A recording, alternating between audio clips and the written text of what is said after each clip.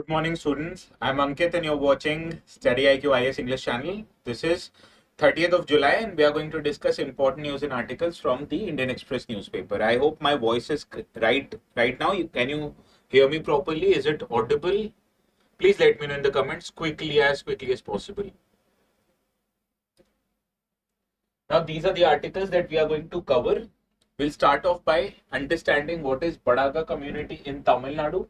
Is the word Badaga Venkat? What is the correct name of this community? How do I pronounce it? Well, I've actually taken a lot of hit in the video of Paika Rebellion. I pronounced it Poika, but it should be Paika. Okay.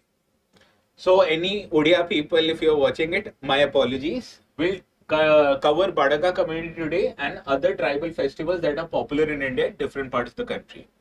This I've taken from the front page of the Indian Express newspaper. Is my voice all right?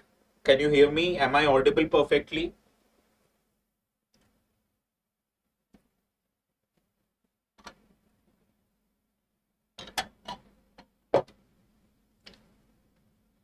And so this is relevant from GS paper 1 and GS paper 1 and 2 perspective, because these are tribal festivals and this is a part of art and culture of India, right? So we'll try to cover the first article. In the second article, we'll cover a temple located in Cambodia, because based on this temple, the fight between Thailand and Cambodia was going on. Now it has been settled. So we'll try to understand the significance of this temple, particularly from the perspective of art and culture. Why are we discussing this temple? Because this is a Hindu temple. Although the countries who were fighting over it, they were Buddhist, but this temple becomes important from our exams perspective. Now, this is also relevant from GS paper 1 perspective, because in essence, you can see this is an extension of India's art and culture. In the third article, we'll cover superheated gold, because there was this recent study that was published in the Hindu newspaper.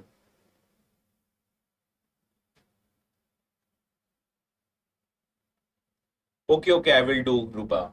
So in the superheated gold, now we'll cover what happens to the gold once you superheat it. But this is not just normal heat, this is much higher than the normal heating. So we'll try to understand how the temperature or the properties of gold change in that regard, right? This is an article which is very relevant from science and tech perspective. So the relevant paper here is GS paper 3. All these three articles are relevant from GS paper 3 science and tech perspective. In the fourth article, we'll understand what is heavy water. You must have heard about water, but have you ever wondered what is heavy water, where it is used, what are its properties? No, na? We'll try to understand in our today's discussion. So this is relevant from GS paper 3. We are studying heavy water because a private company in India is trying to make heavy water, which is very essential for nuclear energy purposes. In the last article, we'll understand the life and contribution made by one of the brightest sons ever born in India, that was Dr. APJ Abdul Kalam. Now, I don't know about you, I had the good fortune of seeing him in reality. So his life actually is a lot of source of inspiration. His contribution to India's space, India's defense sector is immense, which is unmatched even today. So we'll try to cover basic aspects about his life and his contribution to India's science and technology. So this is again relevant from GS paper 3. So these 5 articles we are going to cover. So we can understand, as monsoon session is going on in the parliament now, most of the coverage in the newspaper is dedicated to politics. And politics from our exams perspective is not that important. So I have to rely on other sources to find these important notes which are relevant from your exams perspective. Okay.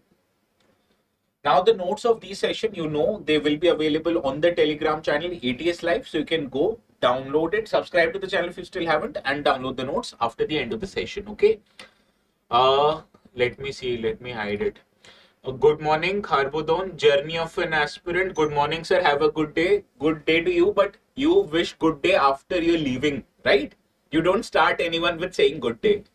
Okay, Geeta, good morning. Rupa, Venus, Stuti, Venkat, Goody 99, Anuj Johar, Anuj from Ranchi, Johar to you also. Kanchan Rathod, good morning. Jui Joshi, good morning. Jui Doshi, sorry. Venkat, audible, yes. Gaurav, audible, okay, thank you. Shushmita, good morning. Rupa, sir, could you give a summary of the topic before explaining using PPT? Yes, I will. I do actually give it in the starting. Anandu, good morning. Abhiram, good morning. There are certain comments below also. Suma, Reshma, Madhubala, good morning. Baga, good morning. Dheeraj, good morning. धीरज पता है क्या करता है? धीरज उड़ते हुए सवाल रखता है. So he'll read something 2 to 3 years back and ask me to explain it. अरे भाई टाइम नहीं होता मेरे पास. You know, I love to sleep and these days I'm only managing 4 to 5 hours of sleep. You can see it on my face actually. Wings of Fire, very good book. I've read it. It is his autobiography. Chopu, good morning. After a long time, I've picked up this article from Hindu, if you don't mind. This basically shows a harvest festival of the Badaga community in Tamil Nadu. This community lives in Nilgiri Hills. Venkat, am I pronouncing it right? Is it Badaga or something? Is it pronounced as something else? Because I've taken a lot of it for pronouncing it wrongly. This article appeared in the Hindu in the very front page in yesterday, right? So I have to scramble, I have to scavenge for important articles these days. We'll discuss about Badaga community because they are celebrating Dev Happa Harvest Festival near their regions of Udammangalam in Tamil Nadu, which is basically in traditional agricultural practices. Baduga, okay, Madhubala. Baduga community, okay. Badaga community. अब यहाँ ही दो pronounce हो रहे हैं. There people are asking me to pronounce it differently. Right. So first, let us understand where this community lives. This community lives in Nilgiri Hills, located in Karnataka and Tamil Nadu region, and they are native tribal community living in Nilgiri Hills of Tamil Nadu. Nilgiri Hills basically is the picturesque location of entire Tamil Nadu is picturesque, but these are the hills where Ooty etc. are located. Okay, Ooty, Kodaikanal etc. And they are known for their unique language, customs, agricultural tradition. We are talking about these particular tribes. Now they have maintained a semi-isolated lifestyle which has allowed them to preserve their rich cultural identity. Badaga language, it is a dialect of Kannada and it is typically written in either Tamil or in Kannada script. Okay. So these are tribal communities known for their semi-isolated lifestyle, and because of the virtue of their semi-isolated lifestyle, they've intermingled quite less with the other sections of the population. Therefore, they are able to preserve their rich cultural identity. Baduga, okay, Madhubala. Venkat, you were saying something, you deleted this. Now, historically, Badugas were the farmers cultivating millets, vegetables, tea and coffee. Today, they have diversified into modern professions. Many of them have diversified, but they still retain their strong agricultural base. Now, these Badugas, they are primarily worship a revered goddess known as Hetayamma, and they also worship local deities like just as Jada Swami, okay? Jadaya Swami. What is the pronunciation? I'm getting the pronunciations all wrong, so please don't mind, okay? Now, these Badagas, they are known for their major festivals. Hetayappa, it celebrates the clan goddess Hetayamma, obviously. Similarly, Jadaya Swami festival, it honors the local deity, and Dev Happa and other seasonal harvest festivals are also very significant. Now, India in general, it has a history of agricultural-based harvest festivals. Be it Sankranti, be it other local festivals like Bihu, etc. All of them originate in one way or the other, or they are linked with one way or the other with agriculture. For example, Baisakhi, very famous in state of Punjab, linked to agriculture. Gudi Padwa in Maharashtra, I'm assuming it is linked to agriculture. Similarly, Vishu in Kerala, right? All of this is related to agriculture, and Tamil Nadu is also no different. So Pongal also related to agriculture, and similarly these tribal festivals also have their origin in agriculture. Okay, because ultimately you have to realize humans primarily were agricultural species. Earlier they were nomadic, then they settled down, became agriculture, and after that only the industrial age came, right? So for a long thousands and thousands of years, humans, they were involved in agricultural practices. So most of the practices or festivals that originate even today can trace their origin to agricultural system. Now, Badugas of Nilgiris, they are very known for their social structure. They follow a clan-based system with strong village-level governance. Now, village marriages are endogamous, which means happens within the community, and wedding, they involve traditional songs, dances, and rituals. The architecture that are followed by these people, they live in houses called as hatti, which are made using stone and wood with tiled or thatched roof. Now, the villages or the houses located in the village, they are compactly clustered in the hilly region. So this is how they have settled down in compact clusters located in the hills of Nilgiri. Nuskha in Odisha. Yes, so what are the festivals or the harvest festivals relevant in your own state? Please let me know in the comments quickly. What are the famous harvest festivals that I might have missed out? There are hundreds of harvest festivals in India. So at least we have the opportunity where people from different states are interacting here. So why don't you highlight your own harvest festival quickly? Now let us consider a few details about the Deva Habba festival. As I've told you, this is a harvest festival celebrated by the Badaga community, also known as Deva Habba, meaning festival of the gods. Now it is held annually to thank the deities for bountiful harvest and to seek their blessings for the next season. It involves traditional rituals, community prayers, white-clad processions through the terraced fields, and it reinforces social bonds and it transmits cultural values across the generations. Wangala Festival of Meghalaya, okay? Gudi Padwa related to agriculture and also is Marathi New Year. There's also a very famous Telugu festival for New Year, right? I forget. Vishu is Kerala, right? Makar Sankranti, Maharashtra, Karnataka in northern part of the country. It's known as Uttarayan in Gujarat. There is a very famous Telugu festival also. I'm forgetting the name. My friends used to go there. It is on tip of my tongue, but I'm unable to recall it. Can anyone let me know if anyone is from Telugu speaking states of Telangana or Andhra?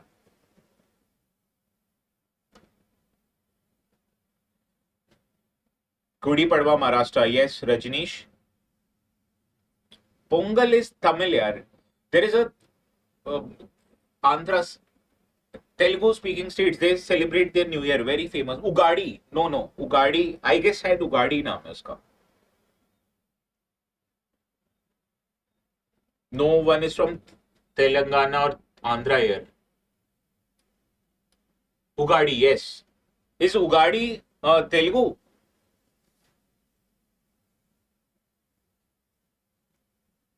Ugadi. Okay. So I was right, Ugadi. Okay. Ugadi is Karnataka too also. Good. Now, other major harvest festivals, some of them we are going to cover. All of these are tribal festivals, right? Karam festival is celebrated by Orao, Munda and Ho tribes who are located in Jharkhand, Chhattisgarh and Odisha. It celebrates nature, especially the Karam tree, which is known for fertility and prosperity. It involves songs, dance, worship by young girls and women, right? So this is Karam festival.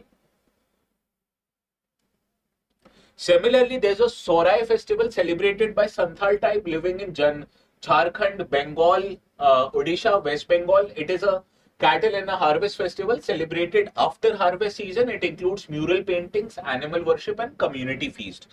Now, the ruling party na in Jharkhand Mukti Morcha, the head of that, Hemant Soren and his father Shibu Soren, they belong to Santhal tribe, right? Am I right, Anuj?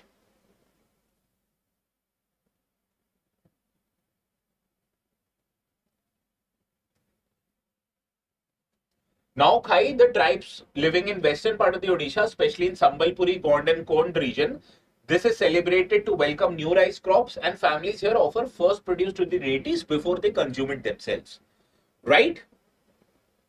So these are the major tribal festivals. Now let us move to northeast. There is Gariya Puja, which is celebrated by Tripuri tribe in Tripura. It is held in the month of April to worship the deity Gariya for prosperity and good crops.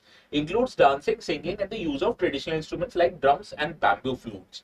Why bamboo flutes? Because bamboo obviously is quite plentiful in northeast. Similarly, there's a Chapar Bihu, which is celebrated by Bodo tribe in Assam. It is a version of Bihu festival celebrated with dance, music, and buffalo fights, and marks the end of sowing and beginning of the harvest cycle, right? So these are the important tribal harvest festivals. Okay. Yes, Bihu to very famous. Bihu is very famous. Bihu, Gudi Padwa, Pongal, these are very famous. Not to put down any other festivals, right? Now let's see how many of you are able to match these tribal harvest festival that we have covered.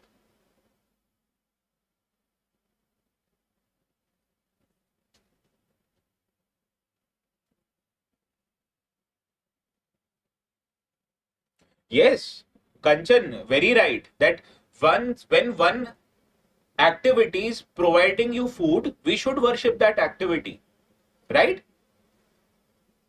When people who drive cars and drive auto rickshaws, na, before starting their work, they also do puja of their automobiles or vehicles, right? This shows that how much they revere that particular thing for providing food on their table. We should be very thankful.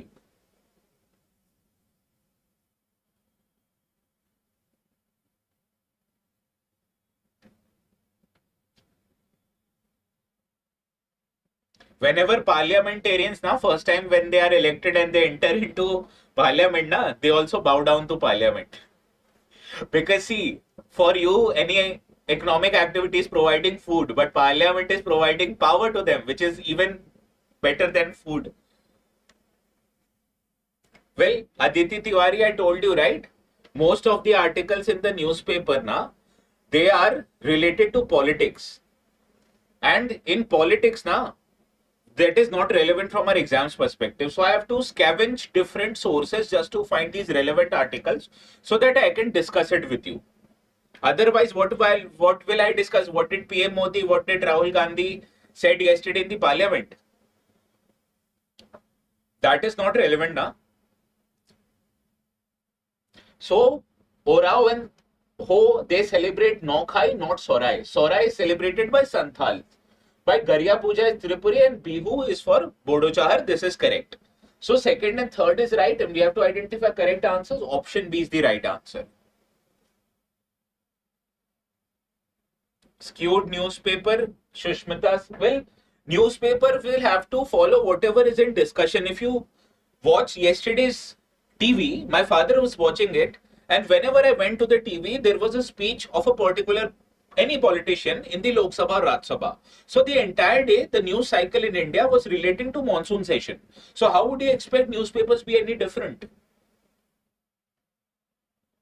Most of their workforce, they are going to the parliament to cover the parliamentary proceedings.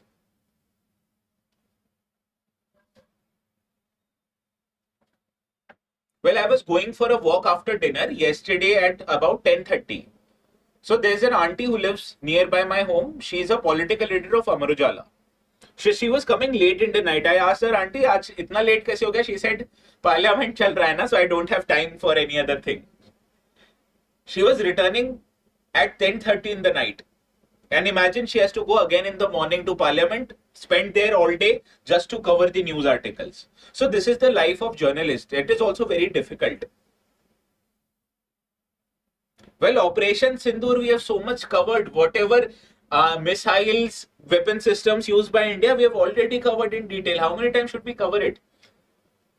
Following is not a characteristic feature of the Badaga community. What is not a characteristic feature? They follow a nomadic lifestyle and practice shifting cultivation. I've told you.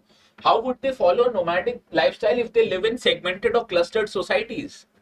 Right? So C is not the right answer. No one got it right. They have a traditional speaker dialect of Kannada, often written. Ye so correct hai. Major festivals include Hethai Habba, Jadaswami festival, correct? They have traditional homes called hatti, made of stone, wood and thatched tiles of roof. How would any person living nomadic lifestyle would have a home or clustered communities, right?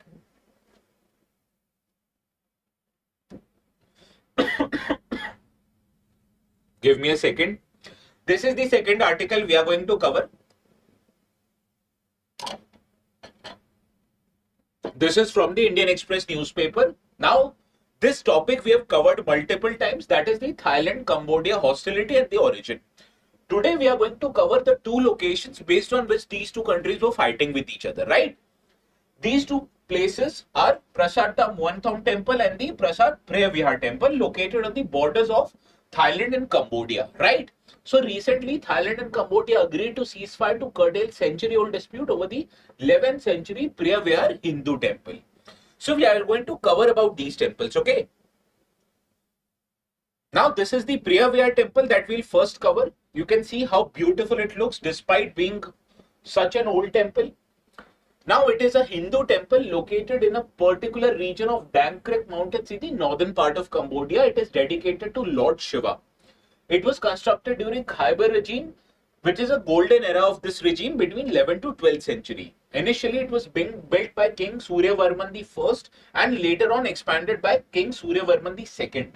And it is recognized as a UNESCO World Heritage Site. Yes, Bhaga Sphinx, you're correct.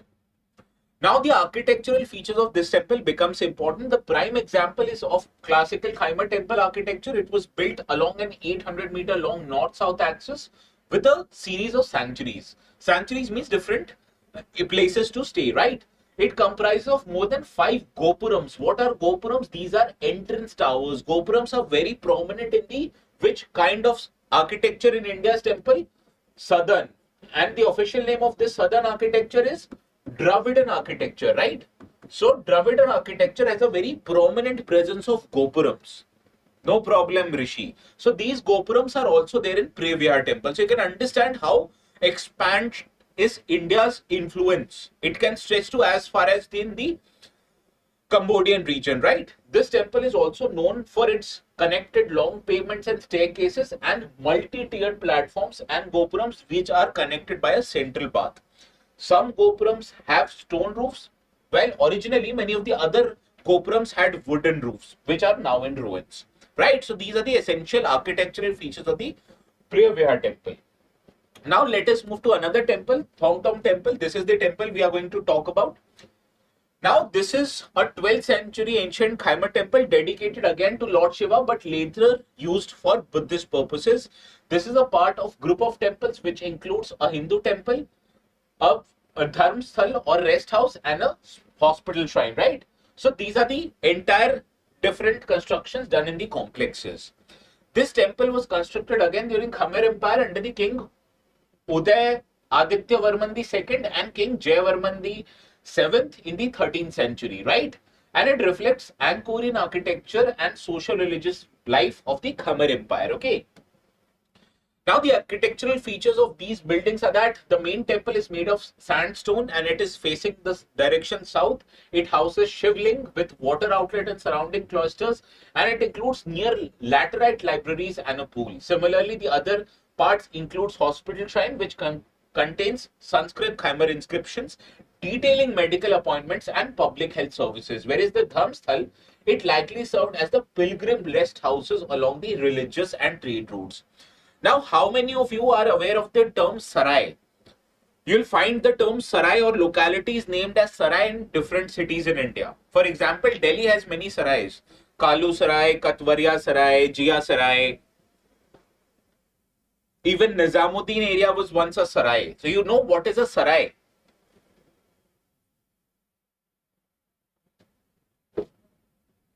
Yes, Sarai Kale Khan, good. Bus stand, famous. No, Sarai were essentially the places where pilgrims or tourists used to stay. Right? So Sarais were Begusarai. Good. Begusarai is famous for what? I'm not talking about Kanhaiya Kumar. Begusarai is famous for what? Begusarai is famous for its oil refinery. And you'll be surprised to know Begusarai is one of the top most exporting districts in India. It's one of the top 5 exporting districts in India. Saraikela in Jharkhand, good. So every region has Sarai. Sarai basically means places where pilgrims used to stay. So in Delhi's outer part of the Delhi's, you'll find many areas known as Sarai.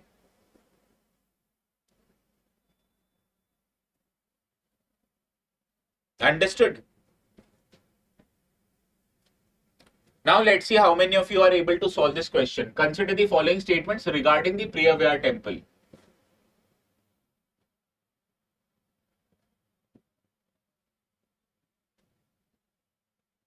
Mughal Sarai, good. But Mughal Sarai का नाम तो change हो गया. What is the new name of Mughal Sarai? Can anyone let me know? Gaurav and brothers? Like Buddh Vihars, good. But Buddh Vihars, they were essentially used to house only monks. Sarais used to house tourists and pilgrims. So this is the fundamental difference.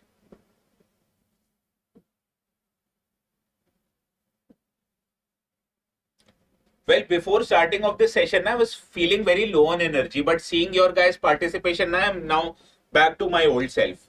Pandit Deendayal Upadhyay Nagar, yes. Now, it is a Hindu temple located in southern Cambodia, primarily dedicated to Lord Vishnu, incorrect, Lord Shiva.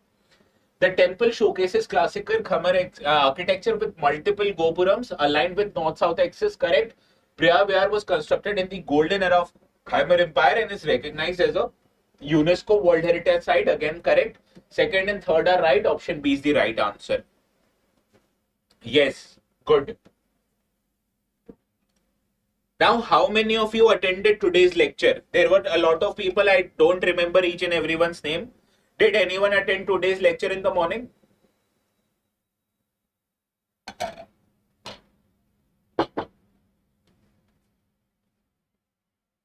Well, for me, economy is tiring, but it is very interesting. So I might be tired, but I don't get bored at all in the economy classes. Sir, can you, the second last slide, please? This one. Well, I will get it uploaded. I will upload it after the session ends on the channel ATS Live. Okay, so you can go and download it from here. No need to scribble down anything right now. I already provide you with notes. Okay. How many of you did come to the morning lecture? Well, in today's morning lecture, we were discussing how RBI makes profit just by the virtue of printing of notes. Do you know? RBI makes a sizable profit just by printing of notes. But you will think, how is sir talking about printing of notes? Because printing of notes is a cost. Matlab, it requires RBI to pay money, right?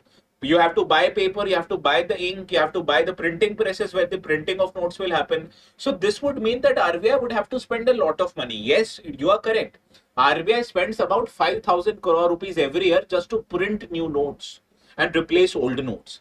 But in this process of printing notes, RBI makes a sizable amount of profit, and this term is called as seigniorage. So I explain these topics in great detail because these kind of topics don't appear in the news. So for that, we have to take help using the resolution batches, right? So I discuss in detail how RBI is making profit just by printing notes. Or do you know what is the difference between limited legal tender and unlimited legal tender? Is the word unlimited legal tender a misnomer in India? Because Finance Act of 2017, if you can recall, it prohibits you from making a financial transaction of more than 2 lakh rupees using banknotes. So this all details in detail we cover in our economy classes, and this happen in resolution batches.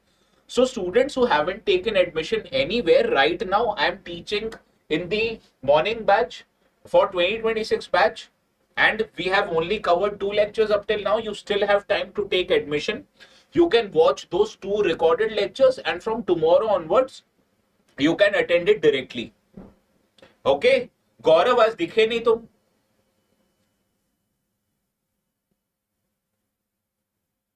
Well, it is not basics of Indian currency. That is advanced Indian currency. Okay. So we cover everything in detail in economy classes. So after I'll be done with economy, other teacher would come. He would teach other subjects, right? So people would come and teach other subjects. We have started economy this time. So if you haven't taken admission, please do not forget to take admission. But remember, use the code ATS Live because it helps you save 7,000 rupees. Okay. And this batch admissions will close tomorrow on 31st. Please remember it. Now, this article also I've taken from the Hindu newspaper. It talks about superheated gold, which demonstrates different physical properties.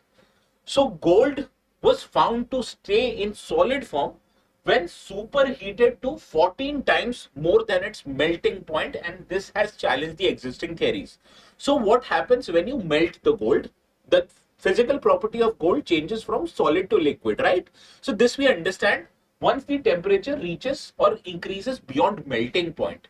But once you increase the heat to as much as 14 times more than the melting point, the gold was found to remain solid for a very small amount of time, and this is surprising. So rapid heating, it was come to a conclusion that it was rapid heating which prevented it from melting even for a few trillionth of a second. So this is a very Okay, Raksha. Okay. Gaurav brother's ID. Okay. Thank you, Raksha. Now we are going to discuss gold. Okay. The melting point, first of all, let us understand what is a melting point. Melting point is the temperature in which a solid, after which a solid becomes liquid, right? And this happens at the standard atmospheric pressure. Now there is an equilibrium phase which happens at the melting point. That is, at this particular time, the liquid and solid state, it coexists at a particular time, and this is known as an equilibrium phase, right? So this what happens at melting point. If you heat it more than melting point, entire solid would turn into liquid, and in between there is an equilibrium phase. Okay. Now this melting point differs as per the material, right? Different substances have different melting point. Gold is a metal, so it usually has a higher melting point. For example, gold melts at how much degree centigrade? 1064 degrees centigrade. Now, superheating is much more heat provided to gold beyond its heating or melting point.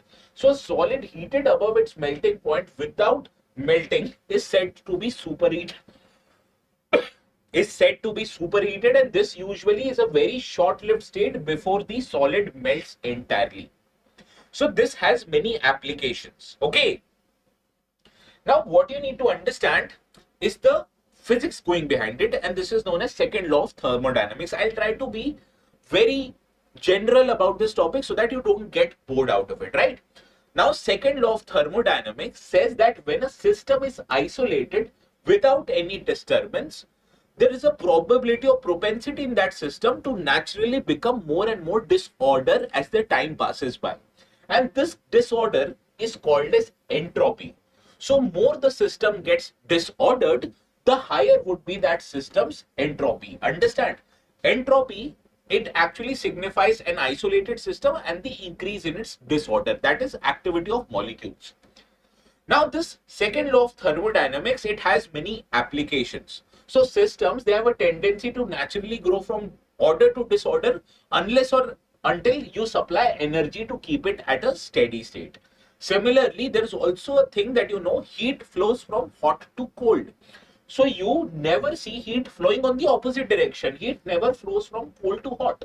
So when you attach a heated and a cold object, automatically the colder object becomes hotter, right? So this is how heat flows, and this is only one direction where physics is possible. And if you have to change this direction of entropy, you need to supply additional energy out of it. So how do you ensure that a heated vessel stays cool once you put it in the fridge? Because fridge is powered by power, and it is power that is supplying the coolness to it so that it allows any hot vessel to get cold. And this is also defined by irreversibility, that many natural processes without external factor, they can't be reversed. So can you make milk from curd, or can you transform curd to milk? The answer is incorrect. This is only a unidirectional thing, that milk can only be made curd. Curd can't be transformed into milk. Similarly, if you mix your coffee in the milk, do you think you'll be able to obtain coffee again from the milk? The answer is no. So this highlights that second law of thermodynamics states that certain processes are irreversible in nature, and you can reverse it only by supplying external factors to it. And this irreversibility is a highlight of what is known as entropy. Now this entropy is found to be used in many different practical applications. For example, there are heat exchangers, which governs the natural direction of heat flow. So for example, what are refrigerators or what are ACs? These are basically heat exchangers. AC refrigerator, they take hot air out of outside, they underchange the process and supply colder airs, right? Similarly, there are chemical reactions which helps predict direction of chemical processes. Just like I told you, you can't change curd to milk because this is a chemical reaction which is irreversible in nature. Similarly, it also highlights what is the maximum possible efficiency that you can get in any physical process. So this is how second law of thermodynamics work. I can't get more basic as compared to what we have discussed, right? I hope you understand it. Let's see how many of you are able to solve this question. Second law of thermodynamics primarily used to explain which one of the following.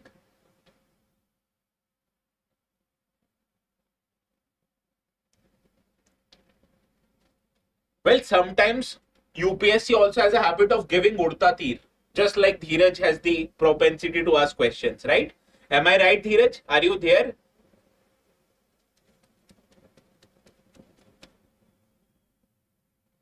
Yes, it helps you exchange natural direction of heat flow and the efficiency of limits of machines. Option C is right. Now this question.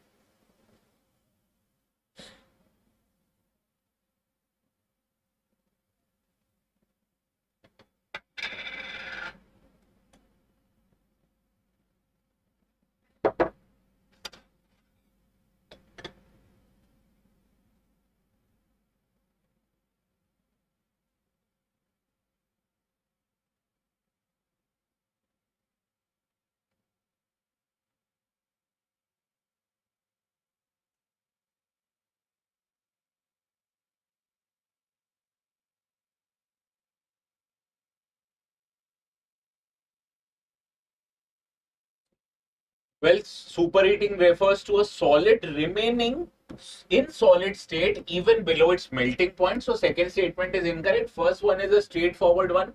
So correct statement, option A is your right answer. Now let us move to this next article. This article from Indian Express shows India's first private test facility for heavy water upgrade opens. Now, why is this so significant? First of all, earlier, whenever India required heavy water for its nuclear energy purposes, it used to rely on government agencies like Bhabha Atomic Research Center.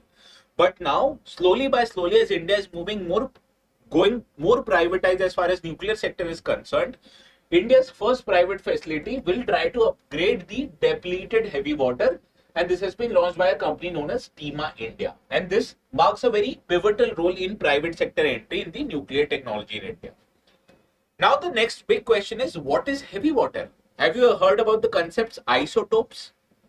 Isotopes are the ones that have similar chemical property but different molecular weight. So it describes different physical characteristics. Similarly, what is the chemical formula of water? H2O.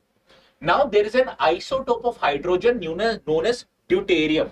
So heavy water is basically water made out of deuterium known as deuterium oxide. So the composition of normal water is hydrogen atoms are present in normal water. Hydrogen in normal water when replaced with deuterium gives you a heavier isotope of hydrogen. Therefore, heavy water by the name itself suggests it's a more denser variant of water. Now, heavy molecular weight of deuterium, it changes the physical properties that is demonstrated by deuterium oxide or heavy water. Now, the main use of heavy water is that it provides a very crucial role in nuclear reaction. It acts as a moderator and coolant. Now, if you remember, in nuclear physics, what happens is that you bombard the pieces of or the element of fissile material. In some cases, it can be uranium-235 or plutonium-239.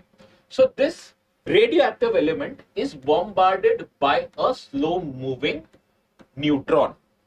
So what happens when this bombarded neutron enters? It leads to emissions of more amount of neutrons. So to reduce or to absorb excess amount of neutrons so as to prevent chain reaction and nuclear blast from happening, we require services of coolant or the role of moderators. So these moderators, they slow down or eliminate the possibility of neutron, because once it gets emitted from the radioactive material, the speed of this neutron is quite high.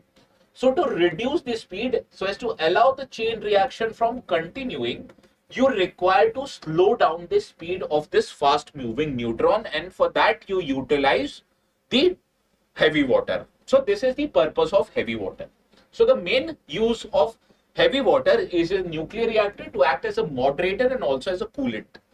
Similarly, deuterium oxide or heavy water is also used for pharmaceutical purposes, using as a tracer in metabolic studies, stabilizer for drug products, or tool for studying drug interactions. So these are different applications of heavy water. Good morning, Arya. Now, this is a PYQ that appeared in 2018, not exactly relating to what we have discussed, but let's see how many of you are able to solve this question. No problem, Arya. Just watch the remaining sessions after this ends, okay?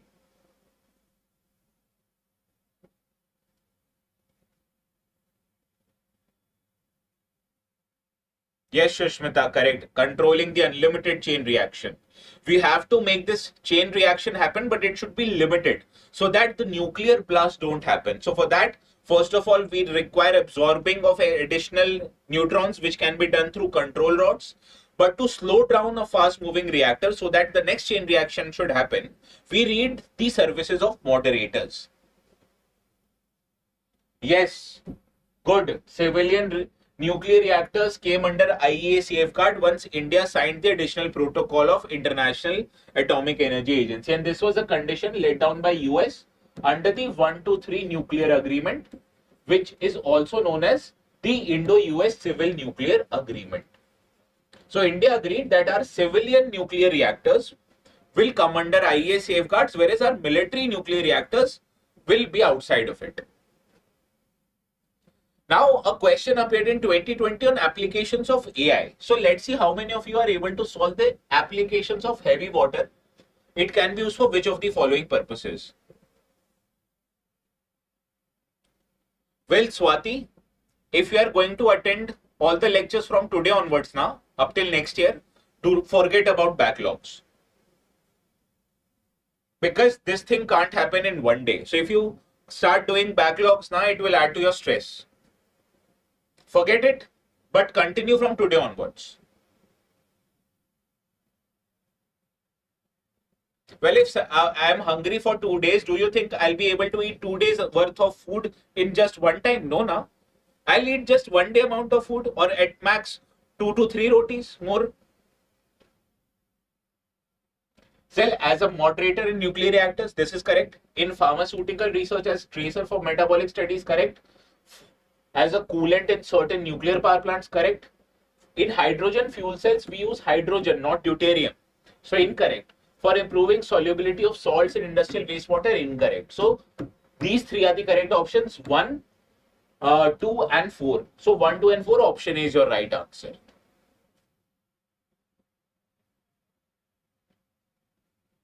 Well, July is also, it's almost the end of July. Forget about it, okay? You'll spend 30 hours watching current affairs, not feasible. Just try to be regular from tomorrow onwards, you'll be covering, okay?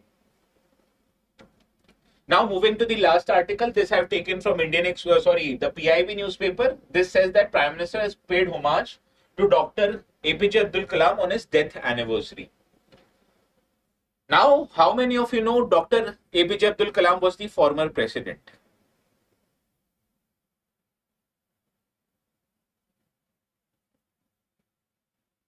Well, he also had the distinction of being the most popular president of India ever, by far.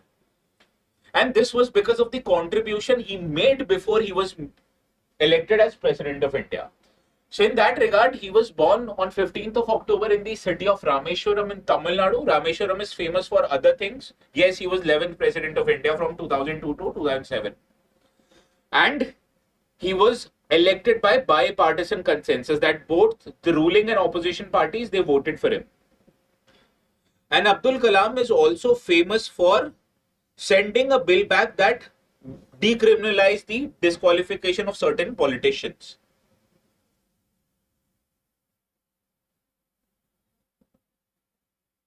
Yes. So his birth anniversary, that is 15th of October, is also celebrated as World Students Day and National Innovation Day. Now, he also served as 11th President of India, as I've already told you, and he received many important awards, that is Padma Bhushan, Padma Vibhushan, and he also got Bharat Ratna in 1997, which is India's highest civilian award. Now, important books that have been authored by him. How many of you have read Wings of Fire? It is his autobiography.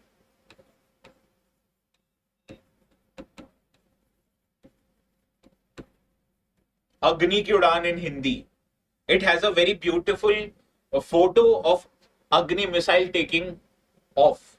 Very beautiful photo.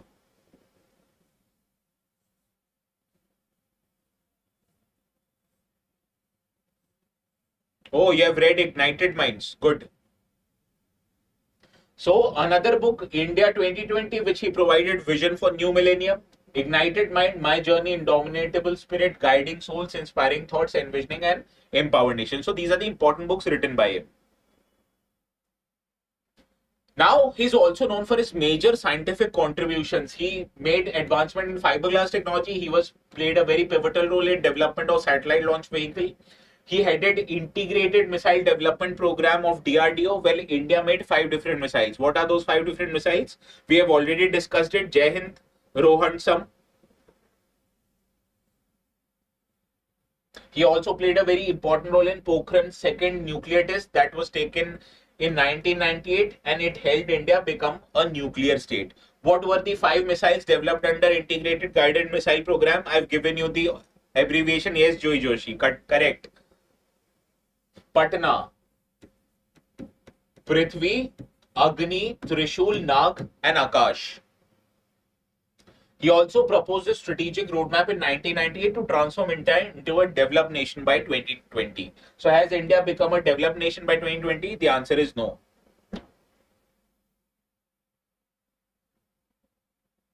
Yes, these are beneficial for you because in IB, ACIO and CGL, they'll ask you current affairs. How does current affairs come? It comes from newspaper. He also helped co-develop the coronary stent known as Kalam Raju stent along with Dr. Soma Raju. He was actively involved in designing avionics of the India's first indigenous aircraft, LCA fighter aircraft Tejas. He helped design India's first indigenous hovercraft, Nandi, even during his early career. And he also played a very important role in providing urban amenities to rural India, Pura scheme. Now, along with his contribution, he made a very important contribution when he was president. You know, at that time, in 2006, yes, 2006, Parliament passed a bill known as Parliament Prevention of Disqualification Amendment Bill. Now, this bill actually was passed by then UPA government, and it was to provide cover for not disqualifying Lalu Prasad Yadav. Lalu Prasad Yadav at that time has been convicted and he was a minister in the union government. So he was also a key ally to the UPA government. So UPA government thought that once he get disqualified, he might remove the support of his party from our government. So to prevent his disqualification, the government changed the bill that said that once you get imprisoned for more than 2 years, it provides for disqualification, though those provisions will be amended. So you know what Kalam did? This bill for certain reasons was missed out by press. So when this bill was presented to Dr. Kalam as he was president and president requires to sign on the bill, Dr. Kalam used his suspensive veto. He said that please reconsider this bill. Once Dr. Kalam refused to sign this bill on his first instance, this bill or the issue of the bill was picked up by press. And this led to a lot of controversy and government decided not to send this bill back again. So this is how Dr. Kalam, as smart he was, he used his presence of mind just to ensure that public benefits happen and no criminal who has been convicted for more than 2 years can continue to remain an elected official in India. Right? So this was, according to me, the most important contribution Dr. Kalam made. Let's see how many of you are able to solve this question.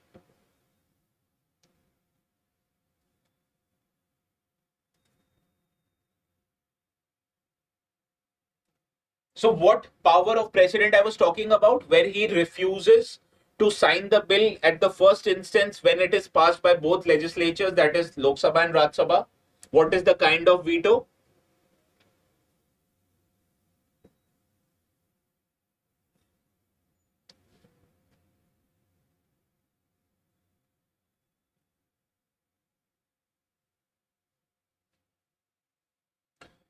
Well, his birth anniversary is celebrated National Youth Day and World Science Day. Incorrect. He served as 11th president. Correct. He was awarded Bharat Ratna before receiving the Padma Bhushan and Padma Vibhushan. Incorrect. So only second statement is right. Option A is your right answer. Well, he was awarded Bharat Ratna after receiving Padma Bhushan and Padma Vibhushan, right? Suspensive veto. Correct, Kharbudon. So revising your polity well. हाँ शशांक समझ आ गया option 2 is right. Yes, Dheeraj, option A is correct. So this brings an end to our today's session. We'll see each other again tomorrow at 11 a.m. The notes will be available on this Telegram channel, ATS Live. If you have troubles in finding this channel, you can scan the QR code. Okay. So let's meet each other again tomorrow at 11. Please have a very good rest of the day.